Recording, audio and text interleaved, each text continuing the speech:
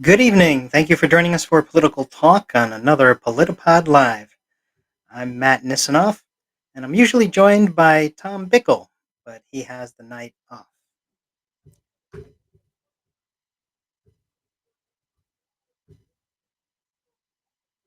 We're here to discuss current political events. Tonight, we'll cover the Brown University shooter, Turncoat, Turning Coat, 60 Minutes shows up, green light in New York City,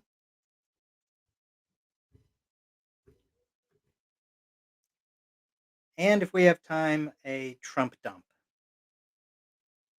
We'll also have our regular segments, Election Central, and a new one called Issue Update.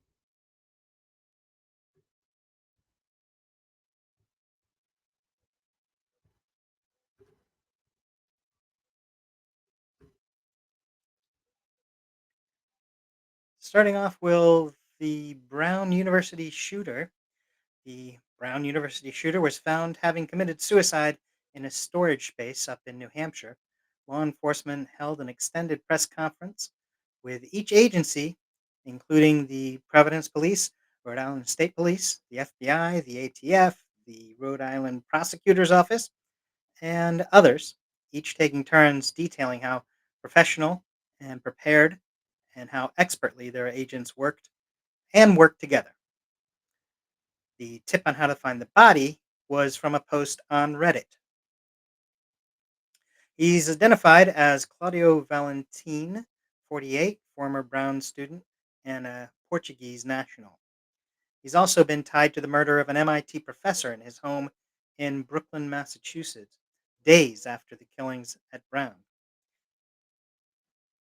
Valente and the professor apparently had known each other back in the days from Portugal, where they had gone to school together and at a particular university there in Portugal. Some say Valentine's vehicle was identified using Flock, a controversial AI-powered traffic camera company, but an eyewitness identified only as John reported the vehicle to police and suggested they check it out as he saw and spoke with Valentine before the killings of the two students and the wounding of 10 others at Brown University. It does leave a lot to wonder why and how things took place the way they did, and actually how he was able to escape and spend so many days on his own, making his way over to Brookline, Massachusetts, and then up to New Hampshire. However, that's a closed story now, as one of the law enforcement agents said at the press conference. They have a certain type of closure, not really, but hopefully it's enough that the victims' families are able to move on from here. I don't have much else to say about that. I think all of that speaks mostly for itself. And I don't know what Tom would say. He's not here, so he can't say anything. But perhaps we'll bring up this subject next week. Moving on to our next issue, the turning coat. Several factions have been showing in the conservative movement. There's fractions among two or three different groups. Earlier this week, media reported that a group of leadership from the conservative organization Heritage Foundation walked out and joined a more recent gang formed by former Vice President Michael Pence called the AAF.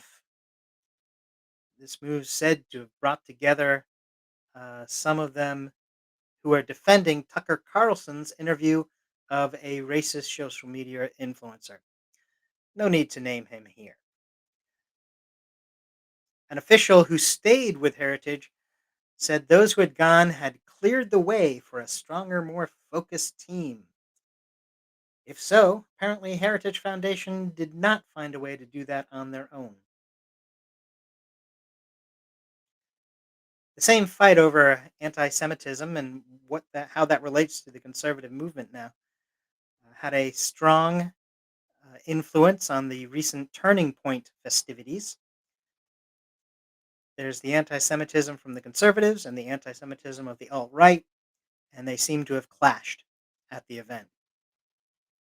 Ben Shapiro said that Tucker Carlson had promoted Nick Fuentes how Nick's without addressing Nick's big dinner with Trump, and I believe Ye was there as well.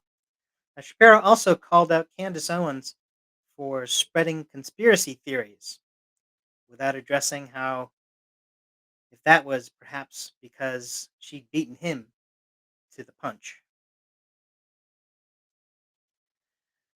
Carlson would later give a speech in which he declared the Turning Point founder, Charlie Kirk, would have wanted open dialogue and would not be deplatforming fellow conservatives for having differing views.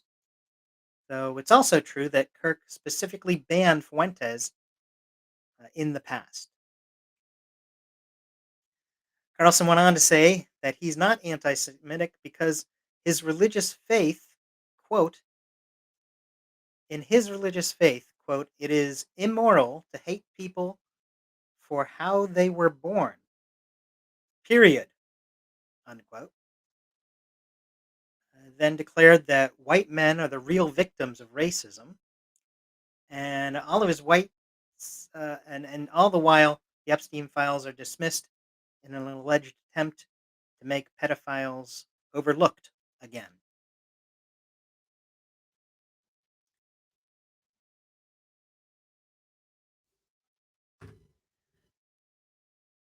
On to our segments, more regular segments. This is Election Central.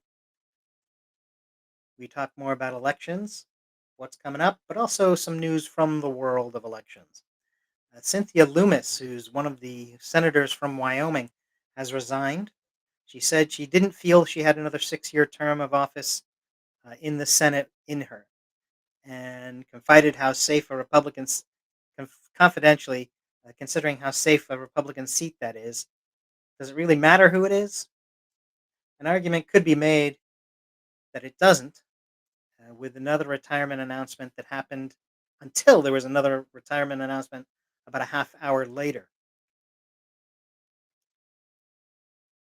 The lead and only announced candidate for New York's Republican nomination for governor quit. Pardon me, this is Elise Stefanik, but she didn't just quit the governor's race. She also quit her house in the U.S. She also quit her seat in the U.S. House once it was clear that Trump did not actively dissuade other Republicans from considering the governor's race. This has cleared the way for someone who had talked about maybe running. There's a guy down in Long Island who Trump didn't endorse almost immediately on her getting out of the way. Considering all she had done as a Super MAGA supporter, this is pretty remarkable. Allegedly, not having everything handed to her was a crushing blow. The primary in New York is in June 23rd, and the general election is in November. So it looks like the field has been cleared for the other candidate. However, on the Democratic side, the field is not so clear. This allows the Democratic governor, and not necessarily universally loved, Kathy Hochul, an easy road to the general, not so much, because she still faces a primary. And that will be against her former lieutenant governor, Antonio Delgado. But she's not running away from it. She's going to face the primary, and we'll see how it plays out. So good on her. Well done. December 30th has a couple of elections coming up. There's a special general runoff election for Santa Clara County in California, and that's for the county assessor. It's a ballot by mail, and all registered voters have already been sent the ballot. The previous election had four candidates, none of whom received over even 40%, much less the 50% needed to win. So the top two candidates are going head to head on December 30th. Rishi Kumar, a tech guy, versus Nasa Filger, an assistant assessor. If you live in Santa Clara County, make certain you send in your ballot as a registered voter. It's your chance to have a say in that election. There's a special election for Iowa State Senate District 16. Democrats broke the Republican supermajority for the Iowa Senate earlier this year, and one of those who helped with that has died. Senator Claire Celsey, for whom we offer condolences to her family and friends and constituents.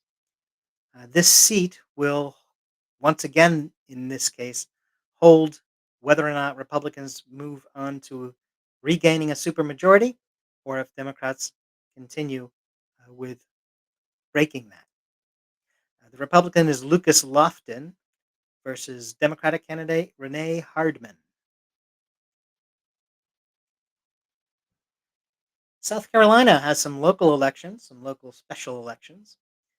There's one in the for the town council in Lata. It's Norris Barmack versus Melindy Finkley. There's another one down there in South Carolina as well. The town of Silver Street has a special election for mayor and one of the council seats. Now, here's the twist: no one filed for the seats that are going to, so the election will be write in votes. This means literally a handful of votes could take one of those seats. So if you live in the town of Silver Street, it's really important that you are participating in this election on December 30th. If you ever wanted to make a difference, literally a handful of folks can win these seats. Write-in candidate has been announced for mayor, but not for the council seat, and that's been confirmed by voter registration department there in the county, Newport County. So if you're in Silver Street, or you know someone who is a resident of Silver Street, South Carolina, this could be your moment.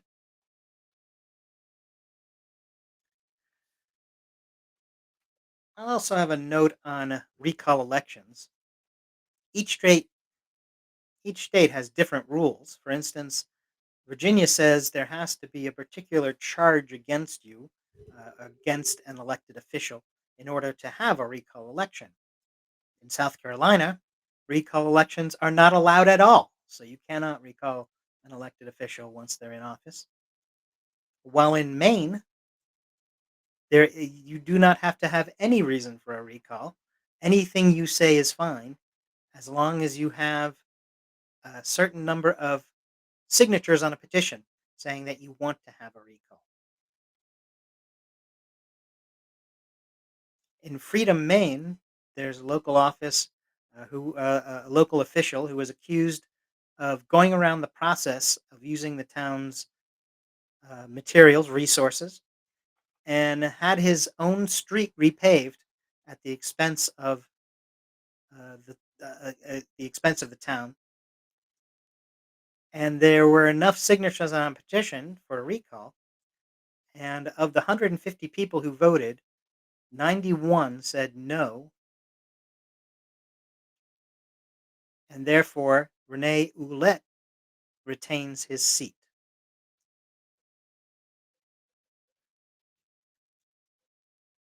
On to the next issue we have for tonight, which is 60 Minutes shows up.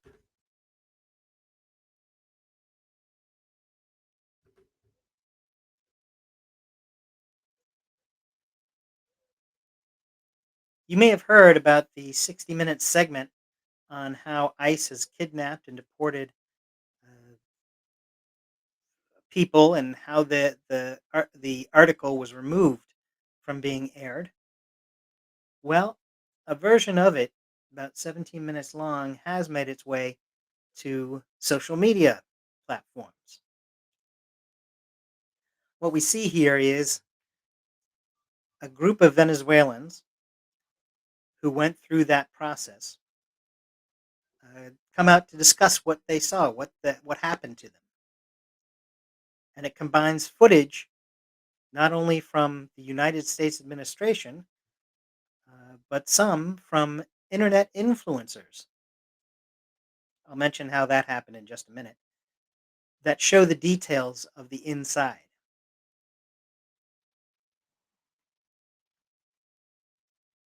When you see it, you can understand why the Ministry of Engagement demanded that the piece be removed before being shown on 60 Minutes.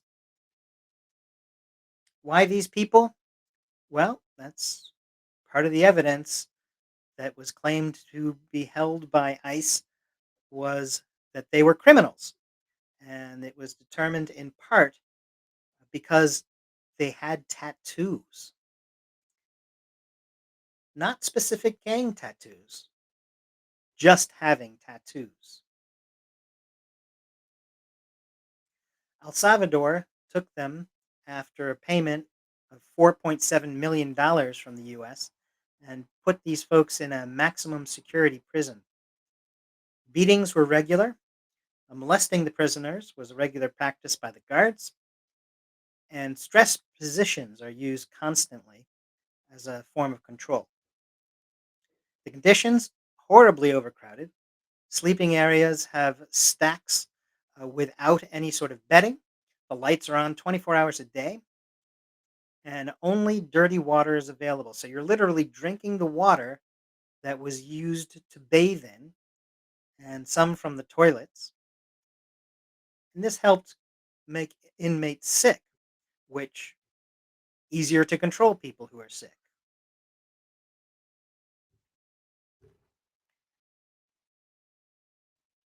The El Salvadoran president likes to let folks know what's going on. I mentioned I'd come back to the whole social media influencer issue and how that happened.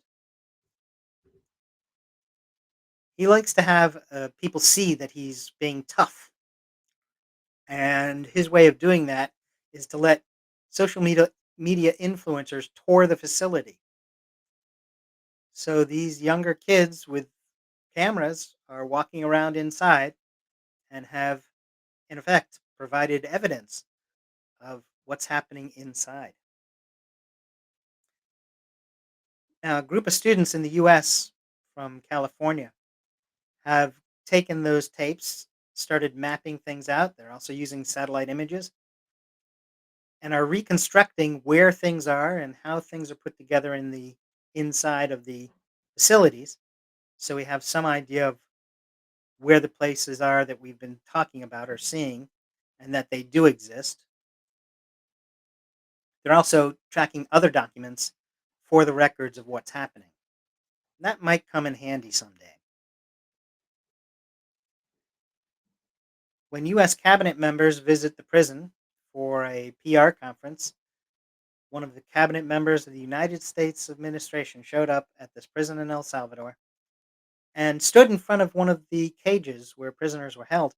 And actually, they had brought in the El Salvadoran gang members they do have in the prison to fill that particular cage. So when she was standing there giving her speech about the criminals that they're sending off to El Salvador, she was standing in front of actual criminals, but they were El Salvadorans who were brought in who did have the correct tattoos and other marks so that they could show that they were criminals, but not the Venezuelans who had been deported there from the U.S. They were not in those cages when that press conference took place. But that's what we're doing, right? We're sending our criminals. Well, actually, not so much. The lawyers in the U.S., there have been a number of lawyers who are representing some of the Venezuelans and some who are helping out, and they decided to research what has actually taken place with these folks who have been deported. And what they found is they looked at records from all 50 states in the United States. They checked the records in Venezuela, and they also checked the records in any third party country that people had been in. For instance, when it's current US policy that when you're filing for asylum, you cannot currently be in the US. You have to go to a third party country and live there until you're called and said, you're told, well, come on up. We have a court hearing date for you. Come on up. Well, in this case, the lawyers also checked that third party country to see if there were any records of any criminal misdoing for the people that they were tracking. Now, there are hundreds of these Venezuelans, hundreds that were deported out, three, 400, and they searched them all. The records on all of the people that they knew that were there. And of the several hundred, only eight had any sort of violations, and none were violent crimes. They did have tattoos, but only eight of them had any kind of a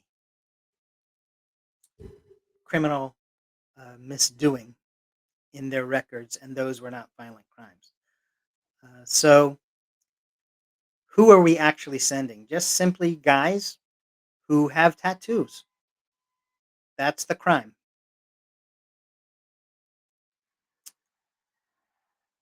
Everything they went through has been recorded, and I don't think this is the last we've heard of this, even if 60 Minutes quashed the report by the demands of a Trump supporter who works as a current CBS executive. You'll be hearing more about this, I have a feeling.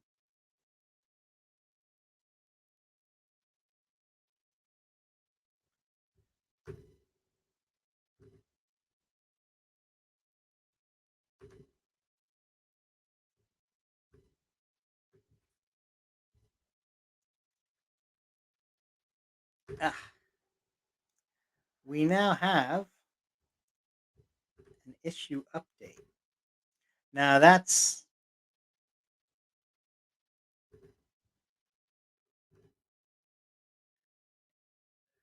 a new segment that we have, and that's looking back at some of the other things we've spoken on over the past few weeks. And because we talk about them when they're happening, we don't always know what happens.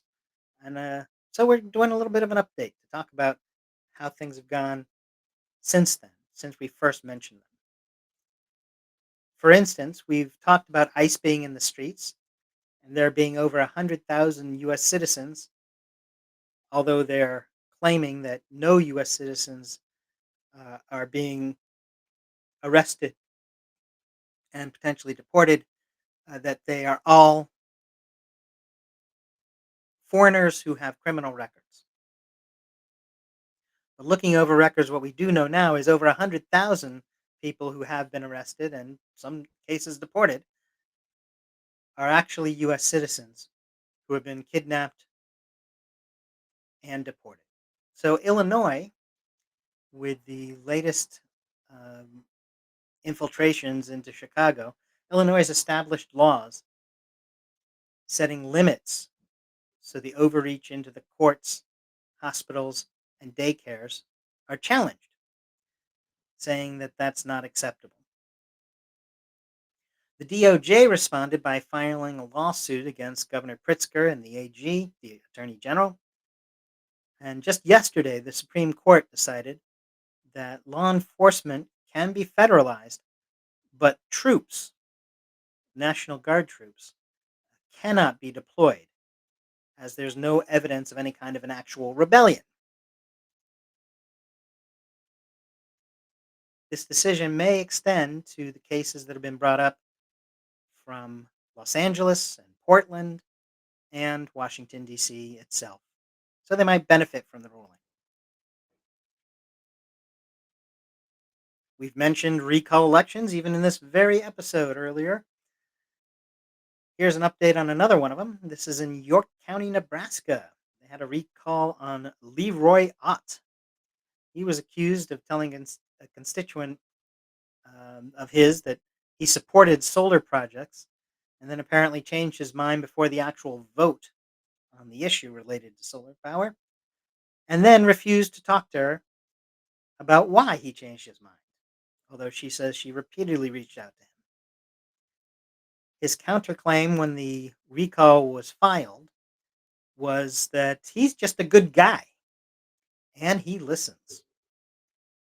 Well, apparently the voters don't agree with him, as does they do agree with the person who filed the recall, and not with now former council member Ott, uh, by 351 to 262. So he has been recalled, and there will have to be an election, a special election, in order to fill the seat. So we'll let you know when York County has that special election. Another issue update is on Colombia. Now, we know about the military buildup around Venezuela, the blockade and taking of ships that have oil, possibly going to China, which means that China will be has been drawn into the dispute. And there's some other unforeseen consequences. In this case, Colombia and its rebels, the ELN, are saying that there's been, because of the American buildup of military in the area, that justifies their continued war. And the rebels have attacked again. Now, Colombia's president says the attacks by the ELN have to be responded to, and he has to respond with attacks of his own in retaliation.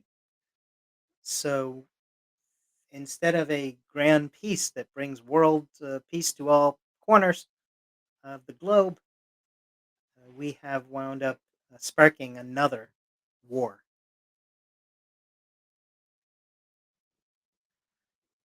And one last issue update here. This is from France. You may remember the saga of the prime ministers there, where they went through several in a very short period of time. The most recent person who was named to the post had to resign because he couldn't get the assembly to come to an agreement about budgets. Then he was brought back on again. He was renamed as prime minister, even though he had just been, even though he had just resigned. Well, he's on the edge of doing it again. Perhaps he was renamed to the position, and now it's his job to get that budget agreed to from all the factions. And in fact, one of President Macron's major pieces of pension reform was to raise the age of when people could start to receive the pension, which the French people did not like. You may recall the yellow vests and riots in the streets, protesters marching to oppose this. Well, that so called reform has been halted in an effort to work out a deal on the budget. But the deal is not happening. Now the PM's moved through something the US knows all too well, which is a form of a continuing resolution, meaning that they agree to fund basic services for a couple of weeks at a time, and then they see what they can do to make a deal while that's in place. In other words, the next crisis point for the Prime Minister of France will be in January now. So we'll see if he's able to work with the size that he has to in the assembly to create a budget and continue on, or if he's able to perhaps persuade them to do more continuing resolutions, or perhaps he'll be out again. Stay tuned for updates right here on PolitiPod Live. On to our next issue. Uh, we have a another issue which is,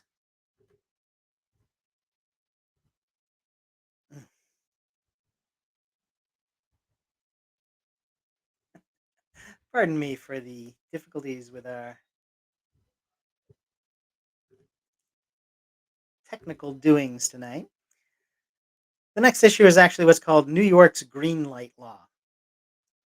And what that is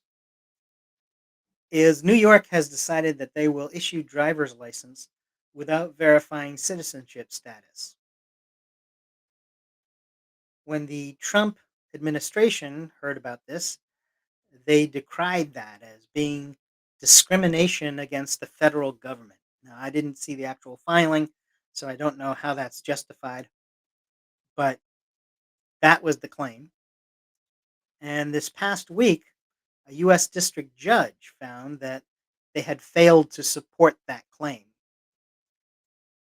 The court's job, the judge said, is to, quote, assess whether the Trump administration's arguments establish that the law violates the U.S. Constitution's supremacy clause. And that's the clause that allows the federal laws precedent over state laws. Just another loss in court, and drivers in New York City will be driving in New York City will be a little bit safer due to that.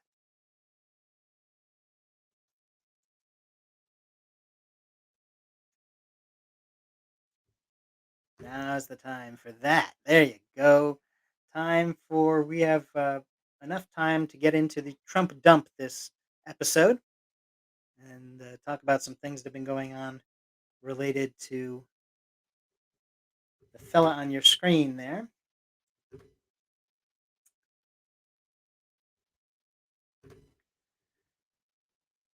Well, now you know you've probably heard of the Navy's most recent orders to put together a class of battleships that was announced by President Trump, and it will be the largest battleships with hypersonic weapons and nuclear capacity. It said, "What could possibly go wrong?"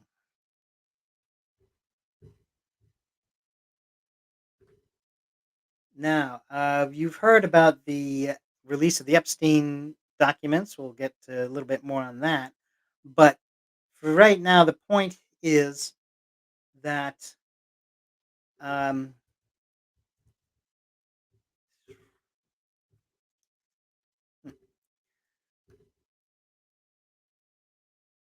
Bill Clinton was named in some of the documents. And this is one of the canards that the right has been working very hard on, that they bring up a lot. And that is that, well, Bill Clinton's in the Epstein papers, therefore you don't want them released, Democrats, because your guy is in it. And the response of just about every Democrat I've ever heard has been, well, if he's in it, let's find out why. And then if he's guilty of something, let's let him face the consequences of that. Because the Democrats are saying consequences are what happened from that kind of behavior. Whereas for the Republicans, the consequences are that they protect the pedophile. Clinton himself replied to the most recent Trump dump of documents from the Epstein files, and he challenged Trump to release everything that he's got on Clinton. Now, at a recent press conference, Trump came out and said he's always kind of liked Bill Clinton. He doesn't have a problem with him, and he's always had a good relationship with Bill Clinton. No word on his taking up Clinton's challenge to release documents that have Clinton's name in them. We'll have to keep an eye on that. And we will. There's also the whole idea that Bill Clinton, pardon me, there's also the idea that Donald Trump has brought peace to the world. Uh, in the case of Israel's disputes, he says that he's brought eternal peace to the Middle East, and that he has actually brought peace in 9 other conflicts around the world. So I thought we'd take just a few minutes and look at those peace deals. Let's see what he's actually what's actually taken place there. The peace deals and their results. Now, the first one that he mentioned was Azerbaijan versus Albania. Now, that's actually not a conflict that exists or has existed. So I don't know that we can really count that one as something that he has brought peace to, because the conflict didn't exist. The next one on the list is Cambodia and Thailand. Now, that's a very real conflict that has been going on. However, since the Trump peace deal was announced, the attacks have actually continued. In fact, Thai officials have now said that Trump's statement of peace doesn't, quote, reflect an accurate understanding of the situation, unquote. Of course, there's Israel and the Palestinians. The eternal peace that was brought isn't. There have been continuing attacks. In fact, yesterday there was mortar fire from Israel that wounded 10 more Palestinians. And at the same time, Israel is saying that that only happened because the missiles veered off course. Doesn't particularly say where they were actually heading or where they were supposed to go, but they veered off course and uh, 10 Palestinians were wounded. So the conflict, at the very least, you can say, the conflict is continuing. It hasn't been resolved. There is no eternal peace. Another one with Israel is Israel versus Iran. Now, this is one that was mentioned. In fact, because Israel and Iran swapped missile attacks for a 12-day period. And after they stopped attacking each other, Trump said that was because of his peace deal negotiating. So that's one. Let's say that has resolved all the issues between Israel and Iran, and that there'll be no more missile attacks either way. So okay, one. It does not extend apparently into Syria because now Israel and Syria, that's having its own internal problems, are going after each other. Now internally, there's a faction that has challenged the government, and they were supposed to be making peace and working things out. And as of last week, that was broken after the rebels restarted their attacks. And in fact, the town of or the city of Aleppo has been the fighting point this past week. And Israel, who has a portion of its country, some occupied territory up in the north called Golan Heights, that extends in or as a part of Syria. It is said that troops have extended from the Golan Heights into the closest villages in Syria. So Israeli troops have moved in as well. So that doesn't sound like peace. That sounds like something that we have to watch out for. Rwanda versus the Congo. Now, this has been an ongoing conflict, and in fact, there was some negotiation. Rwanda and Congo were going to move into a phase of negotiating in peace. However, Rwanda has an ally that's a group of mercenaries or a group of militia, and that group was not part of the negotiations. They have, in fact, continued their attacks in the Congo and have even taken over major cities in both the north and south of Congo. The city in the south was just taken recently, so not so much of a peace.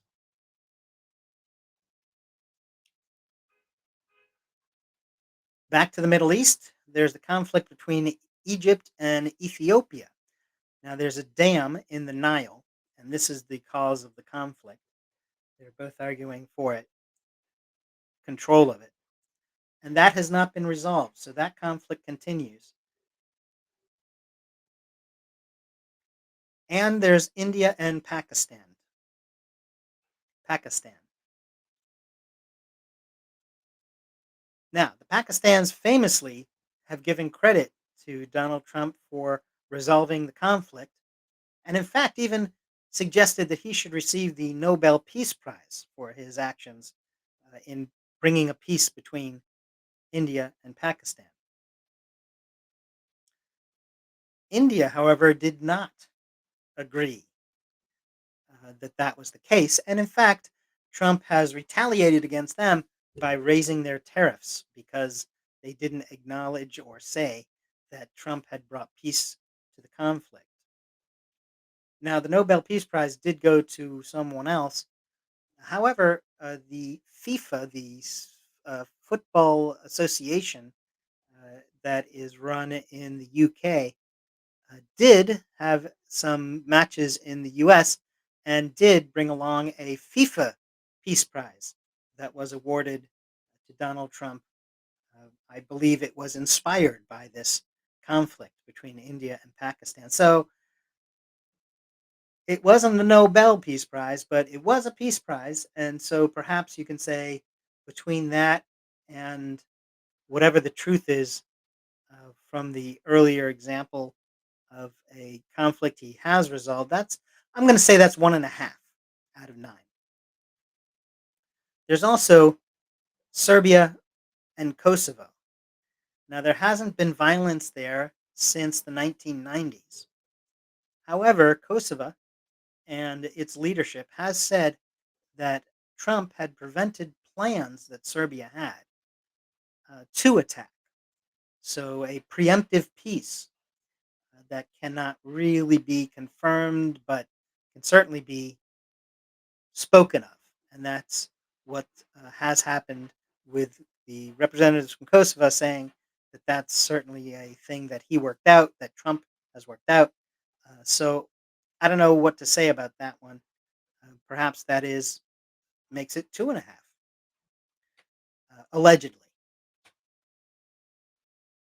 Now, the problem also exists that turning to Trump's war on America, there are continued examples where there's an issue here in America where there's not so much peace. So, for instance, there were several disasters that hit at the same time out in Colorado, and Trump refuses to send FEMA money, Federal Emergency Management Agency's money, because there's a Democratic governor. That does not sound like someone trying to bring eternal peace to the world, to my mind.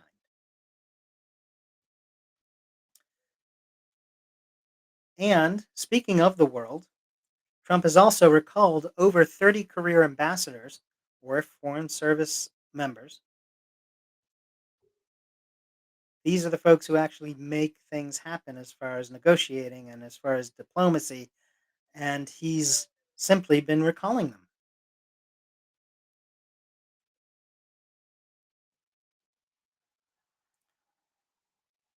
There's also the issue of his halting a number of 5 or 6 wind power projects, but that is not about international peace, so we'll skip that one for now.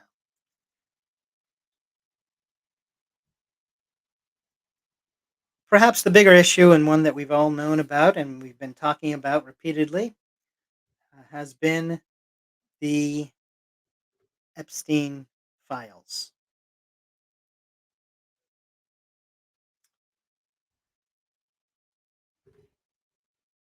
Part of the issue here has been that the Republicans have the administration has once again failed. There were requirements in the law, the Transparency Act, that was passed by the House, immediately passed by the Senate. They didn't even, it was hot potato. It went through so quickly that it went straight to the president's desk. And in fact, President Donald Trump signed the Transparency Act that required all of the Epstein files to be released on one particular day. Well, they were partially released and had massive redactions.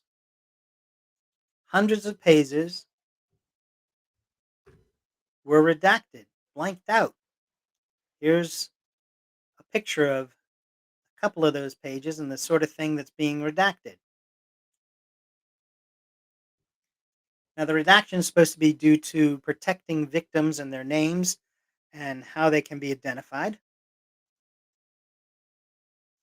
As you can see here, it looks like there's a bit more,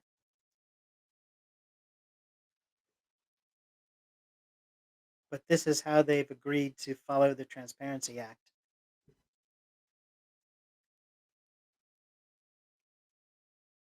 Or is this just another tactic? This is a Trump tactic to force a prolonged legal battle in an effort to distract from the content. Trump's DOJ now says it will release more documents. And in fact, today it has said they were able to find a million more documents, a million documents, when at one point they were saying that there was no actual documentation that existed. However, they say that they will be releasing all of the documents over time. They just need more time to do it. The Transparency Act itself says, and I'll quote, no record shall be withheld, delayed, or redacted on the basis of embarrassment, reputational harm, or political sensitivity, including to any government official, public figure, or foreign dignitary. Redaction can occur if it's about a victim's identity, medical records, personal privacy, or contains child sexual abuse materials, or is jeopardizing a current federal investigation or prosecution. If it contains depiction of death, physical abuse, or injury to a person, have to do with secrets of national security or foreign policy, and anything that's redacted must come with an unclassified explanation of why it's redacted. Now, you may see there's some writing in the upper left corner, and that's the explanation on these documents. A couple of a half dozen words put up in the corner, and that's the explanation.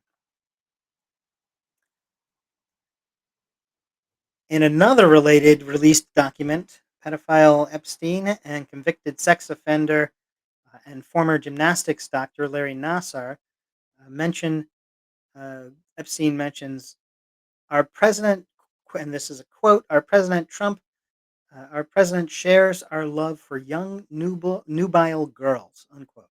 Now there has been since statements that this document is fake, although why it would be in the records and why it was not vetted by the DOJ is another question. They did release it as part of the file.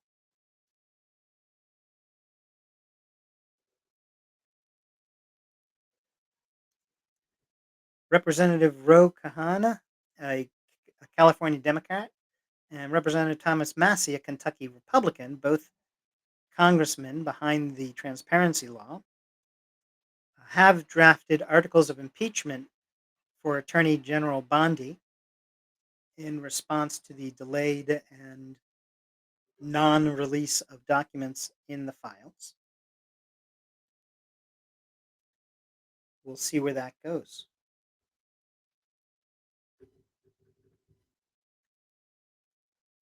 Okay, so here we have a look at